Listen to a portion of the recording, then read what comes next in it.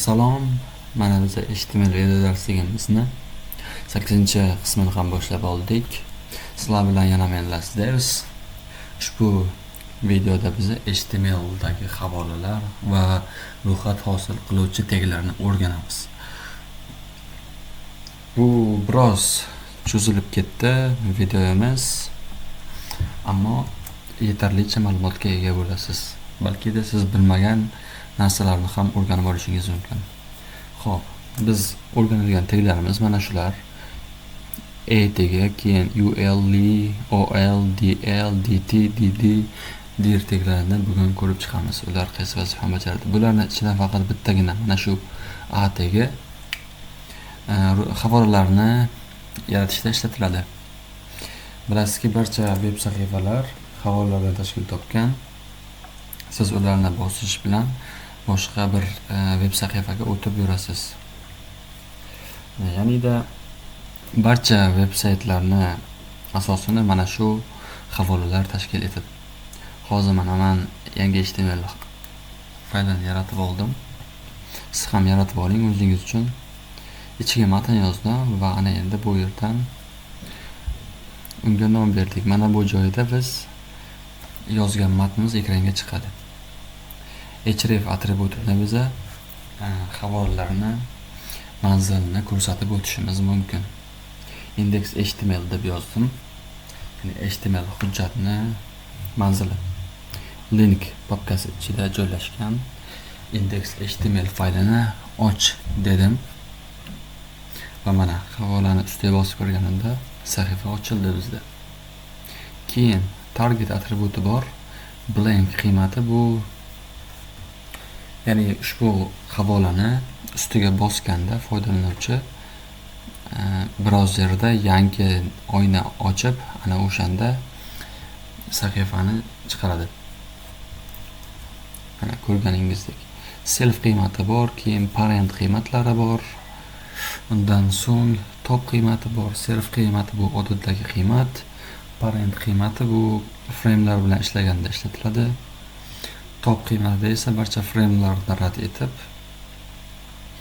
ya'ni o'sha brauzerni mana shu oynasida ochadi. Yangi oyna ochmaydi faqat. Keyin telefon nomer yozishimiz mumkin bu yerda. tel 2 nuqta qo'yasiz. Undan so'ng esa telefon nomerini yozsangiz, to'g'ridan-to'g'ri siz kompyuterning telefon dasturiga o'tib ketasiz. Yaxshi. Keyingi havola turimiz pochtaga yuborish. To'g'ri pochtaga kirish. Ya'ni foydalanuvchini to'g'ri pochtaga yo'naltirish. Mail bilan foydalanadi bu. .example.mail yoki Gmail farq yo'q. O'z emailingizni yozasiz mail tog'dan so'ng. Va ko'rib turganingizdek bizni elektron pochta dasturiga olib kiradi. Bu tushunarli bo'ldi degan umiddaman. Qisqacha tushuntirib o'tib ketmoqdaman. Endi bu foydali bo'lishi uchun. Balki buni siz bilishingiz mumkin, bilmaydiganlar ham bor.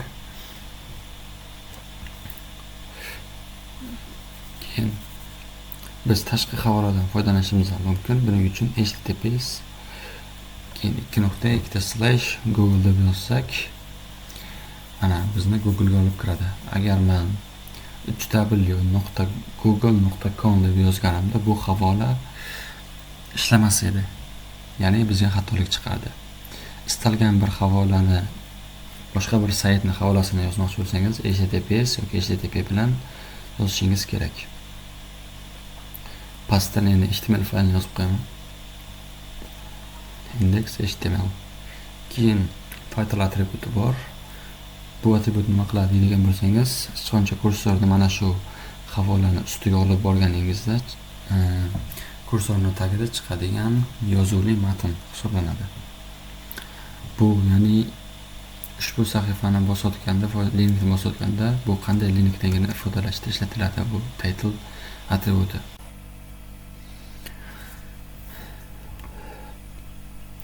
Tagi hozir buni men qo'shib qo'yaman. Alohida ajralib turish uchun. Yaxshi, ana endi. Xo'p. Keyingi atributga o'tamiz. Download atributi. Ushbu atribut bizga mana shu fayl linkni ko'chirib beradi. Ya'ni fayl linki bo'lsa, faylni ko'chirib beradi. Dokument linki bo'lsa, dokumentni ko'chirib berishda ishlatiladi. Tab index. Tab index ya'ni klaviaturadan necha marta tab bosilsa, shunda mana shu havolani aktiv holatga keltirishda ishlatiladi. Qisqacha qilib tushuntirsam, sizda misol sahifangizda 5 ta havola mavjud bo'lsa, siz tabni 5 marotaba bosgan bo'lsangiz va hamda mana shu 5 ta linkga tab index ishlatgan bo'lsangiz, tabdagi bosgan fokusingiz 5-havolaga qaratiladi. Shunday deb tushunsangiz bo'ladi. Buni o'zingiz kod yozish jarayonida ko'rishingiz mumkin. Keyingi atributga o'tsak, access key, ya'ni klaviatura tugmalari orqali mana shu havolani aktiv holatga keltirish. Mana hozir Alt bilan G ni bosganimda ushbu havola aktiv holatga keldi, ya'ni Google sahifasiga olib kirdi. Buni ham albatta yozib o'zingiz ko'rganingiz yaxshiroq. Keyin type atributi bor. Bunda hozir to'xtalib o'tirmayman. Chunki bu CSS bilan ishlagan vaqtimiz, to'xtalib o'tib ketamiz, batafsil ko'rib chiqamiz. Yaxshi. Ana endi havola hosil qilish teglariga o'tsak ham bo'ladi. Ro'yxat hosil qiluvchi teglardagi atributlar ham mana shu joyda yakunlandi.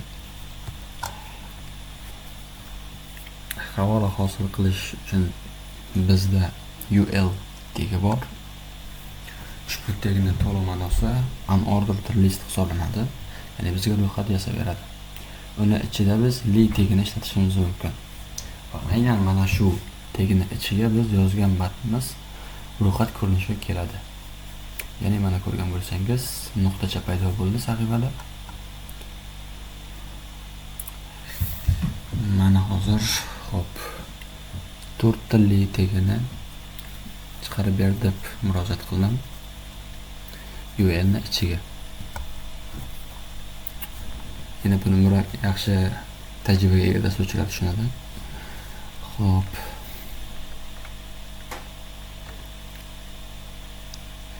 Mana bu yerda UL tegini ishlatamiz. Bunisini pastga ko'chiramiz. Tak.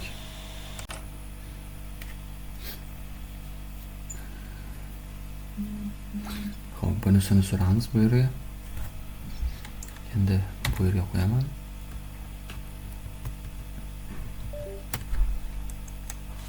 Tak. Din ichiga yozamiz. List 1 deb yozdim.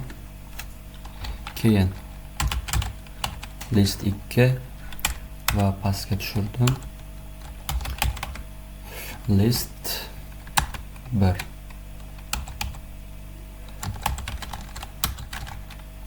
List 4.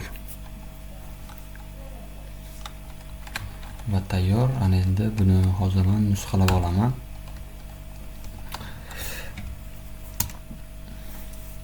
Tak. Pastga tushiraman. Nusxalab qo'yamiz pastga. Ana endi mana bu yerni OL ga o'zgartiramiz. Pastdagi tak xato yozilib ketdi.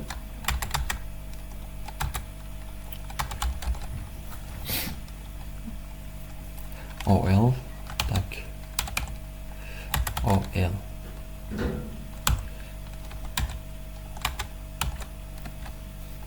yaxshi.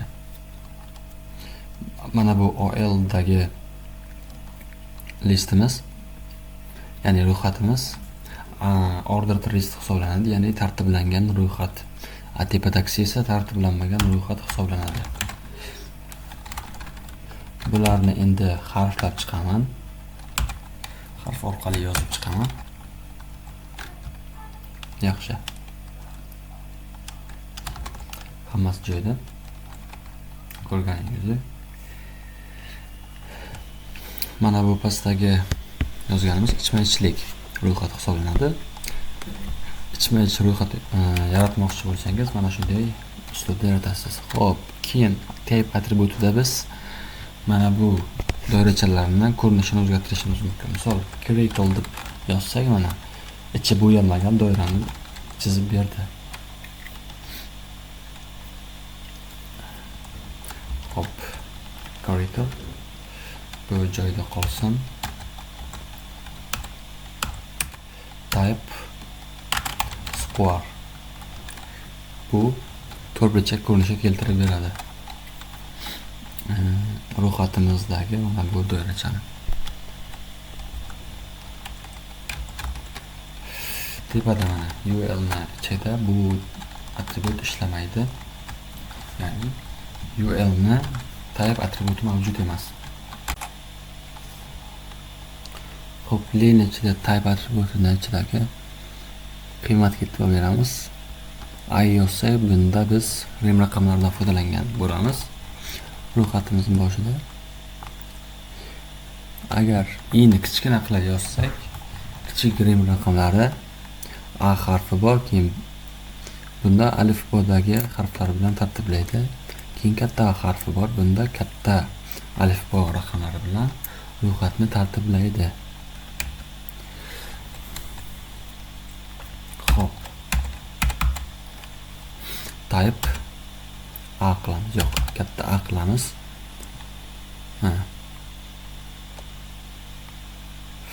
Ko'rgan bo'lsangiz, tepada ko'rinishi o'zgardi. Tartiblamagan ro'yxatimizni. Xo'p, ana endi OL da reverset atributi bor. Keyin start atributi bor. Bu ikkalasi nima qiladi deydigan bo'lsangiz, start atributi necha son, misol 3 yozgan bo'lsam, 3 sondan boshlab ro'yxatni tartibla dedim. Pastda keling, reverset ishlatamiz. Reverset bu teskari tartibni o'rnatadi bizga ro'yxatimiz uchun. Keyin type yozaman.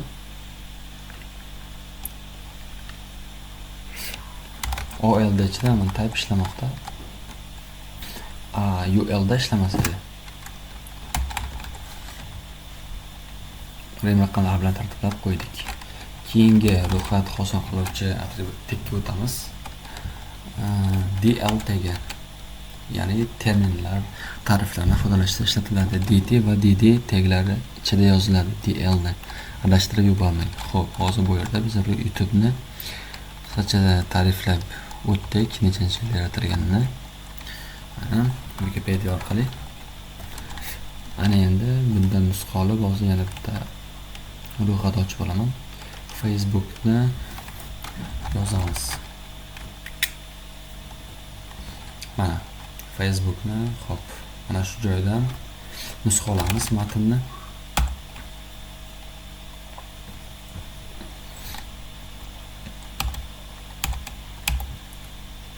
Hop. Buni pastga qo'yib turamiz.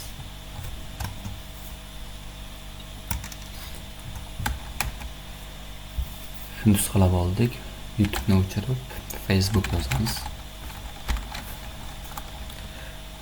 Buni ko'chirib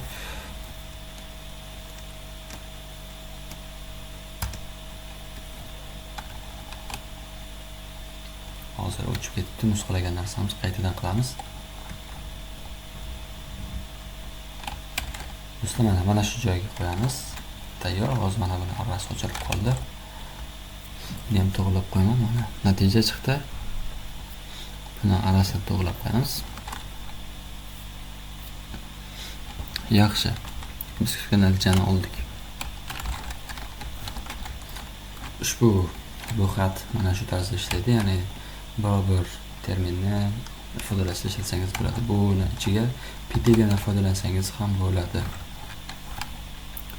Misol, hozir bunga stil beramiz. Mana shu YouTube bilan Facebookni bold ko'rinishga yozamiz. Matn ajralib turishi uchun. font with bold. Hop. Tak, dt ni ichiga yozamiz. Style font with bold. Okay. Hop, buni o'chirib tashlaymiz. Yana o'chirish kerak. Mana biz kutgan natijani oldik. Matnimiz bold ko'rinishga keldi. Matnni ham formatladik. Keyin bizda dir tegini ko'rib chiqadigan bo'lsak, bu dir tegi hozir unchalik ko'p ishlatilmaydi. Bu oldin eski brauzerlarda ishlatilgan. Hozir buni ishlatishni men maslahat bermayman. Chunki ko'pchilik bundan foydalanmaydi. Bu eskirgan teg hisoblanadi. Shuning uchun uning o'rniga UL yoki OL ni ishlatganingiz ma'qulroq. Shu joyda videoni yakunlaymiz. Keyingi videolarda ko'rishguncha doimo harakatda bo'ling, izlanishdan to'xtamang.